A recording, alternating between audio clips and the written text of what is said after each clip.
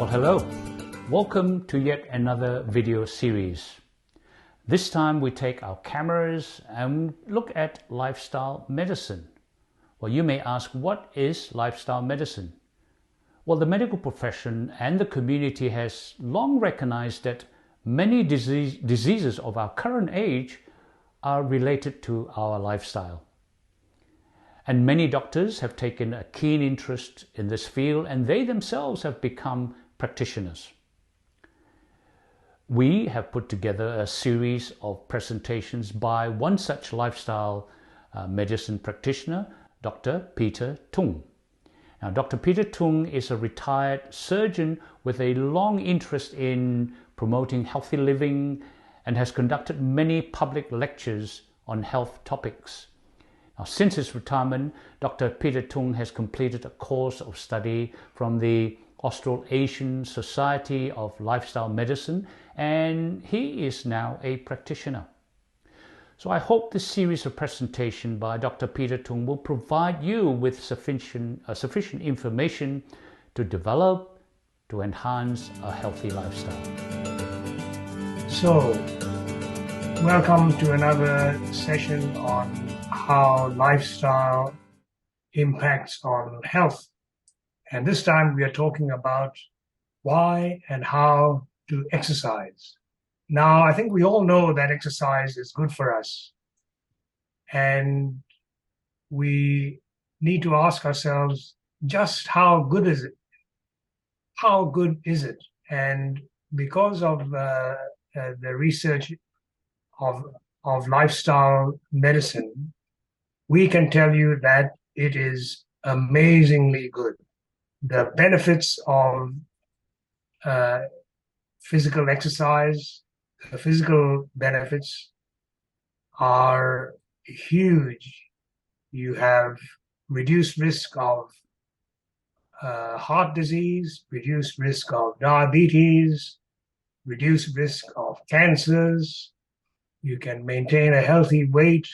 It improves your bones, muscles, and joints, prevents falls, reduces osteoporosis, and reduces blood pressure. And the benefits don't end there, because they extend to even mental and social benefits.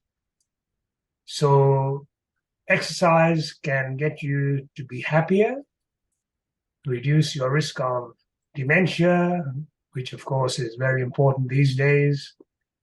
And even in young people, it improves them mentally, gives them better performance at school, and even in the workplace, it reduces sick leave and increases productivity. So these are all important mental and social benefits. And it's not surprising that physical exercise benefits you mentally and socially, and indeed psychologically and spiritually, because humans are an integrated type of being with physical, mental, social, psychological, spiritual aspects. And each one of these aspects has an interaction with the others. So physical exercise, which we'll talk about today, has benefits all around. It's a holistic type of benefit. Now, one benefit, of course, is that you actually live longer. And here we see a graph of the risk of dying prematurely. In other words, the likelihood that you will exceed the average lifespan goes up and up as you increase your activity, your physical exercise activity. And probably around about this point here is where you get the most benefit for the least effort, which I'm sure is going to be interesting to us. And that's about the level of 2 to 2.5 hours of exercise per week. So we will come back to that, but I just want to go through what we call the World Health Organization definition of physical fitness, and that is the ability to do all your daily activities without getting too tired and still have enough energy left in reserve to do all the things that you really enjoy. And that's really the whole point, that we want to exercise because that gives us the wherewithal to enjoy life. Now, you won't be surprised to know that while exercising is good for you, not exercising is actually bad for you. And it's been shown that the risks of prolonged sitting are very, very serious. You certainly get a higher mortality. So this is a warning to those who spend long hours sitting at a desk.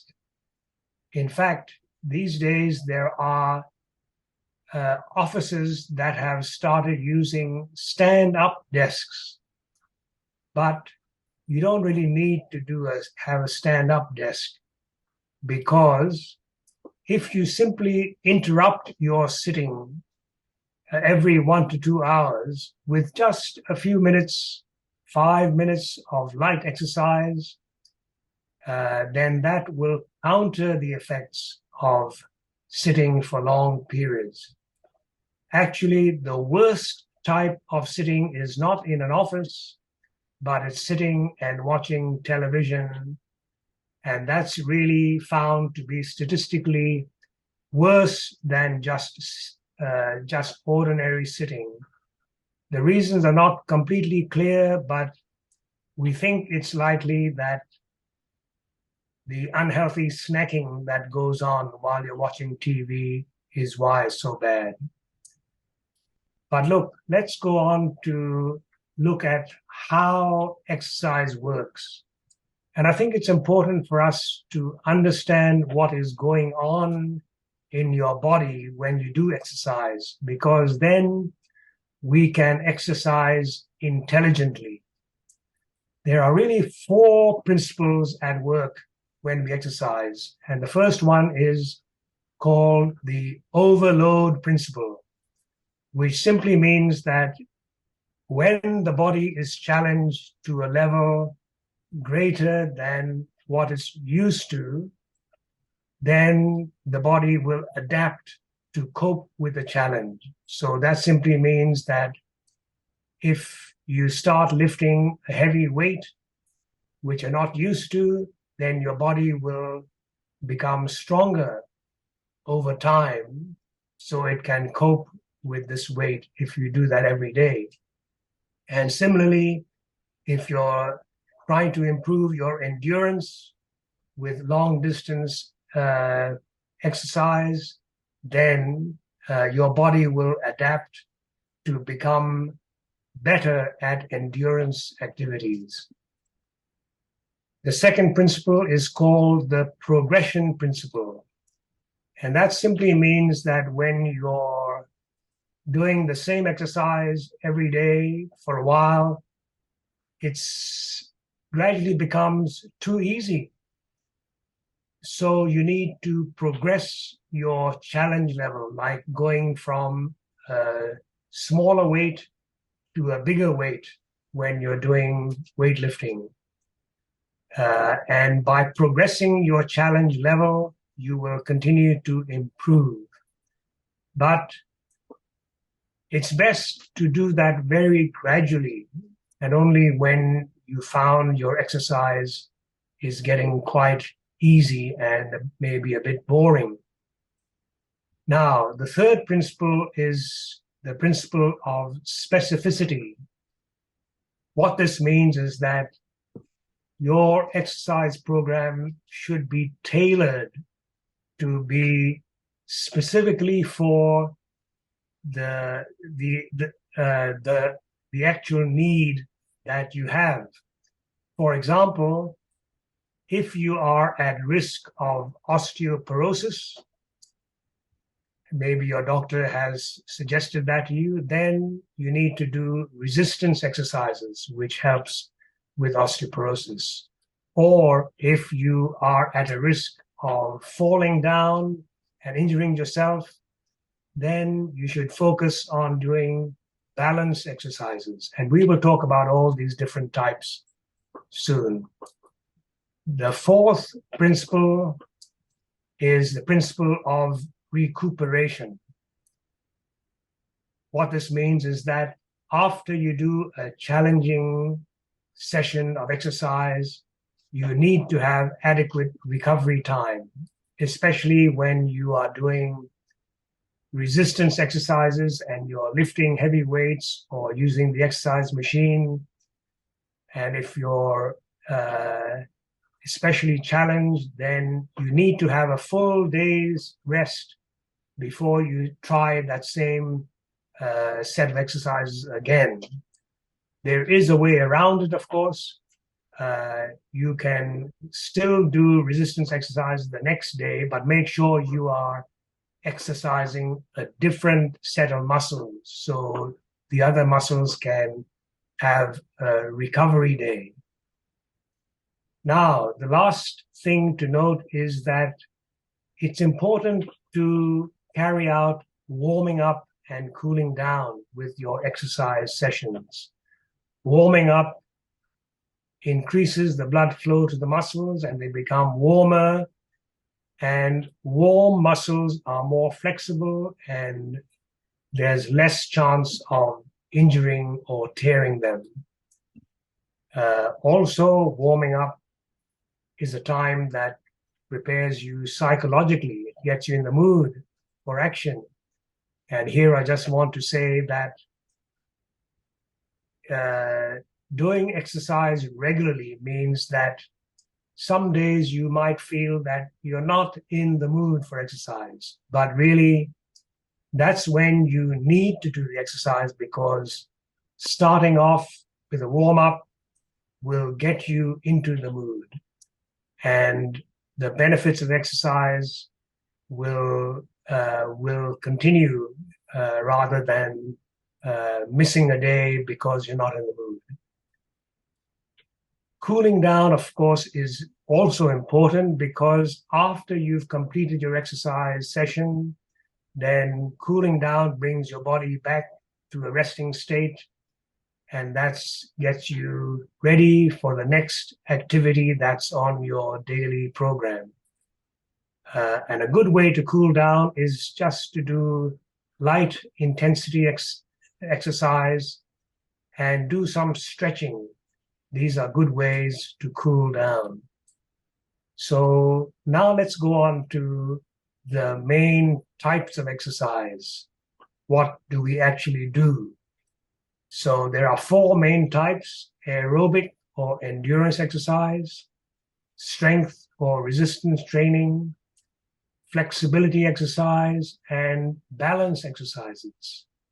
Now, starting off with aerobic exercise, this is the type of exercise that we usually talk about when we are mentioning, oh, I must do some exercise. This is a exercise which exercises the heart and the lungs.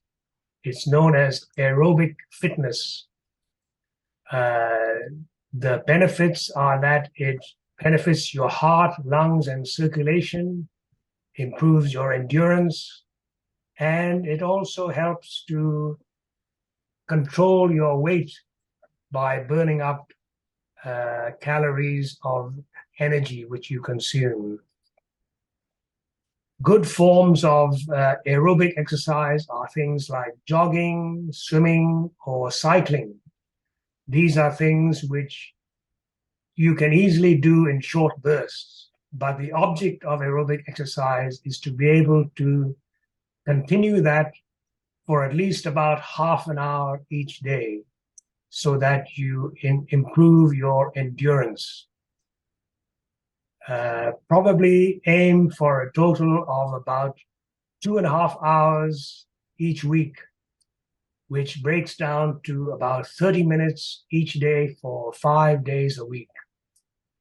How fast do you do this? Well, a good rule is that you go at a pace that lets you talk but not sing.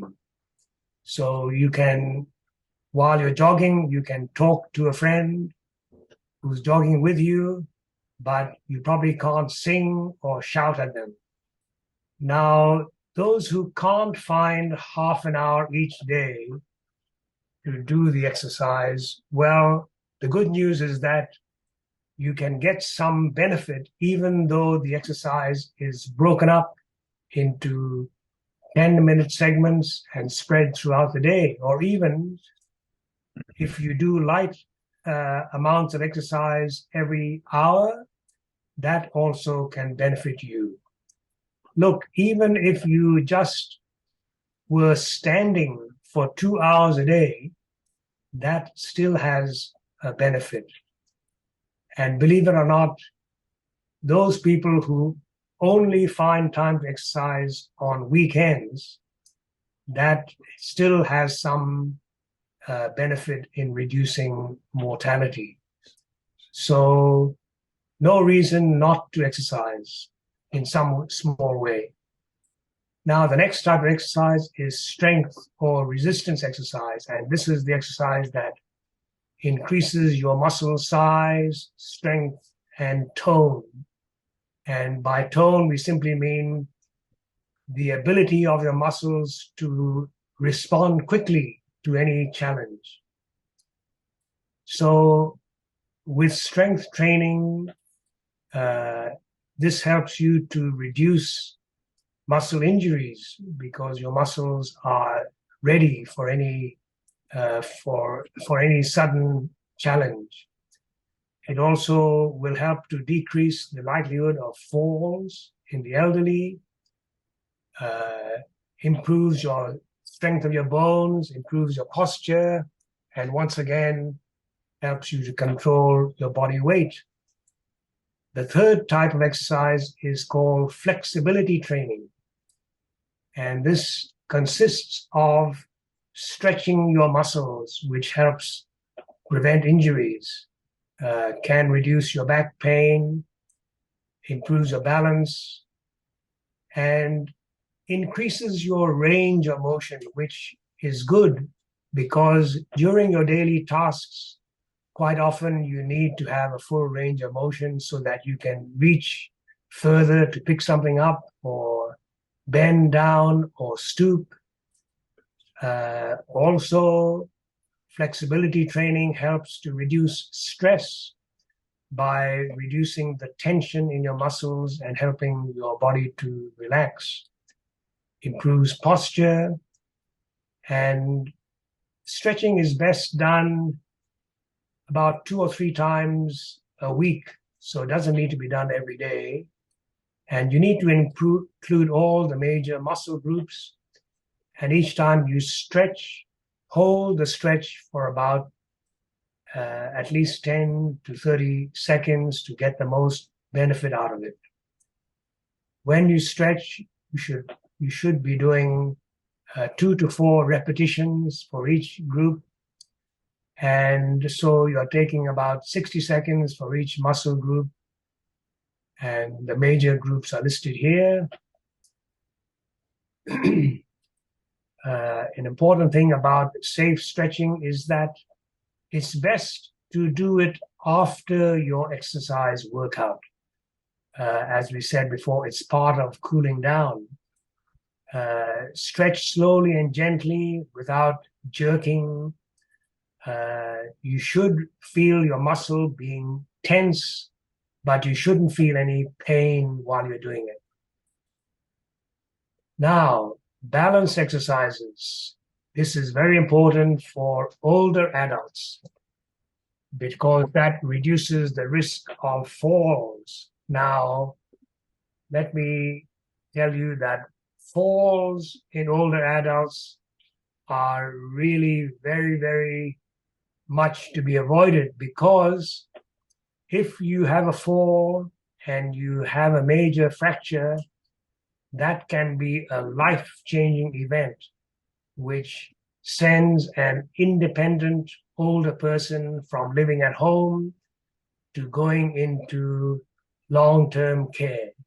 And that's really something you want to avoid. So balance exercises are very important, especially for older adults.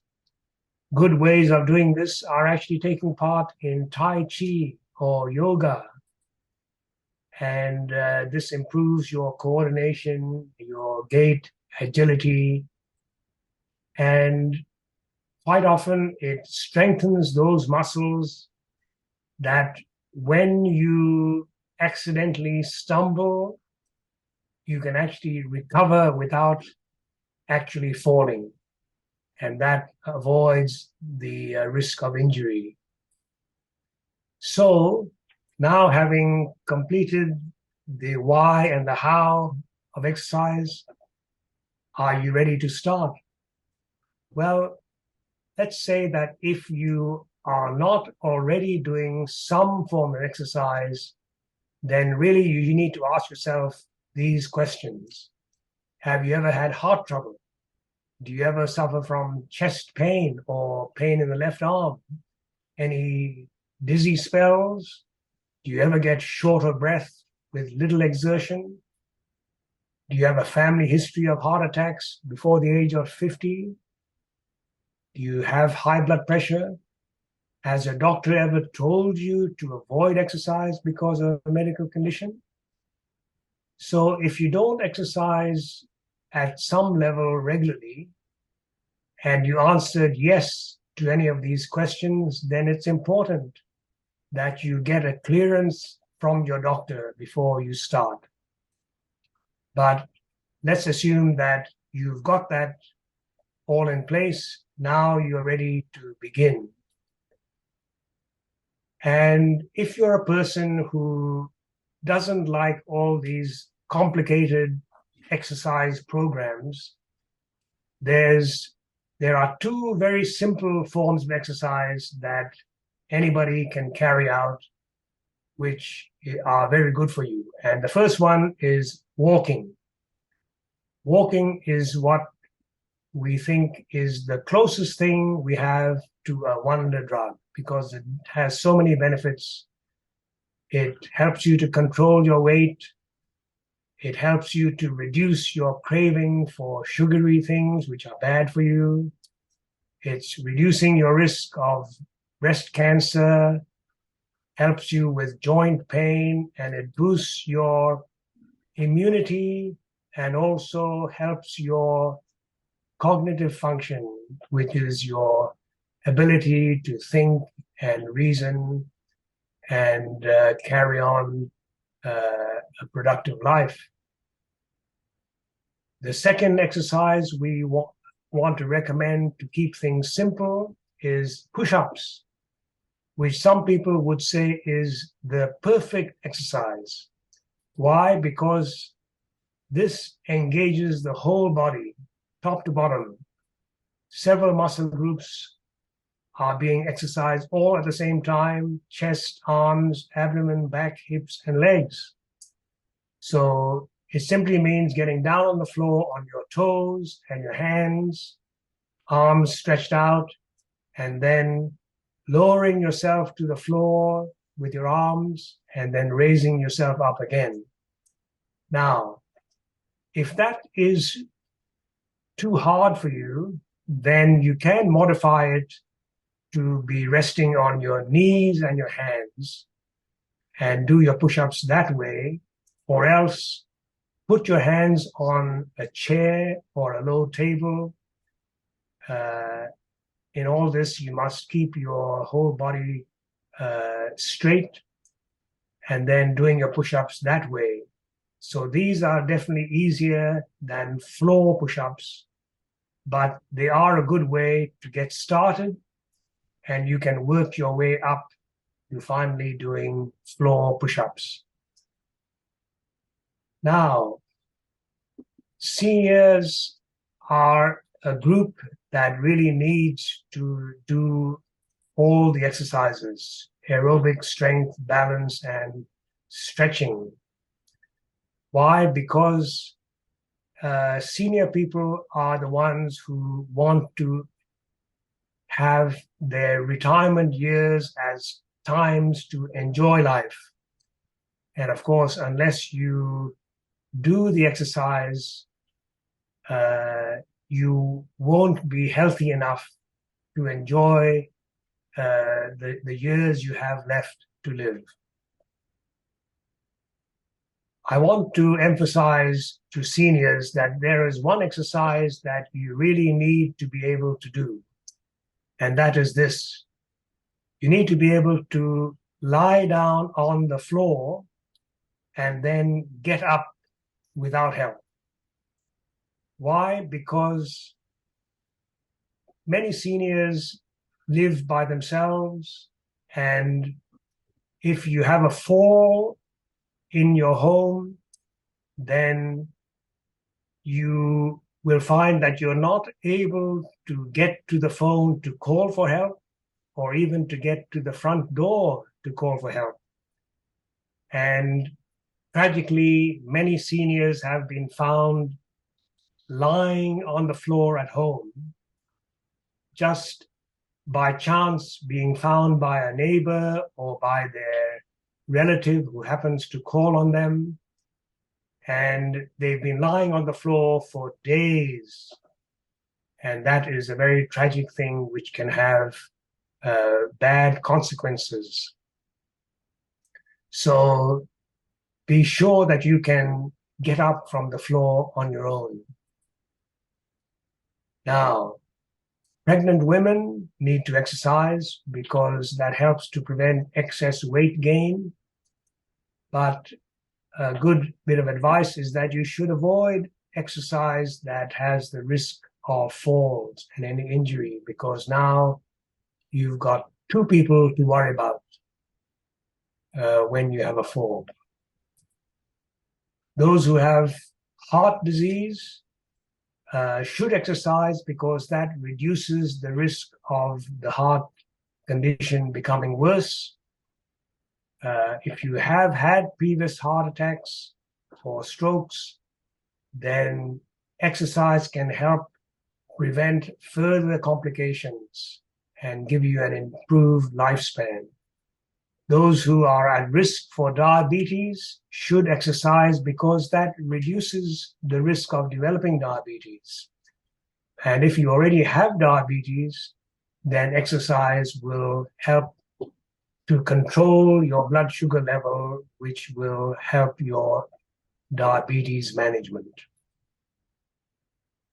Now, those of you who are at risk of cancer, especially bowel and breast cancer, exercise has definitely been proven to reduce the risks of both of these very common diseases in Australia. In the area of mental health, exercise is well known to be able to prevent or treat depression. Certainly, those who exercise regularly from childhood are less likely to have depression in their older adulthood. And depressed older adults are definitely helped by exercise, and is thought to be as good as cognitive behavioral therapy, which is a form of psychotherapy. So lastly, I just want to recognize those who maybe, because of lack of time, they can't have half an hour a day of structured exercise. In that case, even activities such as gardening or any other type of activity done regularly can improve your mental health. Even helps you with reducing your blood pressure. And believe it or not, even social activities such as volunteer work, shopping, church attendance, going for travel outings, these all help to prolong life just as much as exercise does. And so I just want to get the message through to you that in the area of exercise, even doing very minimal forms of exercise, such as getting together, going out, having a picnic outside, volunteer work, shopping, all of these things are forms of activity that will have benefit for you. And if you find benefit in these small things, you may even want to try some structured exercise, which will be of great benefit to you. So that's all I have today. I want to commend to you that exercise is an amazingly good tool for improving your general health. Thank you very much.